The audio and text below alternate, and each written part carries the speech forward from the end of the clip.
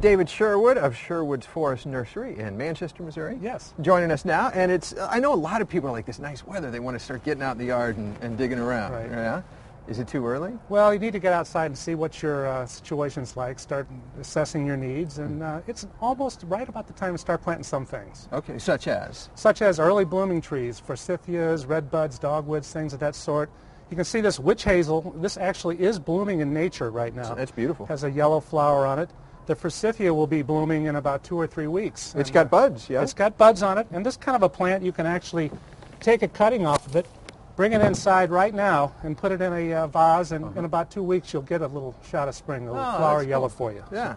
And then you've got some other things that we want to talk about that if people are interested. You get your kids involved in gardening. Sure. There's a product here called Groms, and this is a little taco garden. There's like 6 different vegetables or herbs that the children can start up.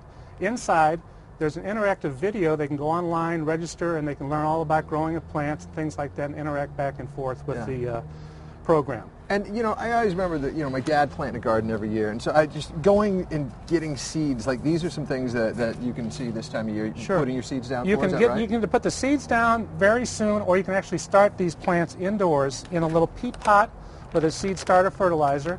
Get a little jump on the season, and then the cold crops like lettuce and Swiss chard and things like that can actually be planted very soon in the next few weeks or so once the weather breaks. And you were saying you could put these things in like in your windowsill in inside. the windowsill under grow lamps if you happen to have something like that. While they're starting, and very cool. And if it gets cold, just perchance? If it gets too cold and you've got herbs or anything, there's products like a little plant dome that you can have your little fresh herbs coming up underneath, and you get a little hint of frost, you can drop this right over the top of them and keep them nice and snuggly. Yeah, but overall, wait just a little bit longer for your garden. Wait a little bit for most of your garden, your temperamental things, but start thinking about it. Your big trees, your dogwoods and things, as long as the ground dries a little bit, there is really not as much frost in the ground as you would think right now. You can take a shovel and break through it in about an inch, but it's a little wet right now, so we want to wait for a little of that moisture to go out of the ground, and then it'll be a good time to plant. That'll be great. You smelled some of those herbs that Sarah was making. Yes, she was cooking in there. It's just like the herb garden. Just like the herb garden. Very nice. We've got a link on our website. If you go to kplr11.com, you can find out more about Sherwood Forest Nursery and Garden Center. Correct. Is that correct?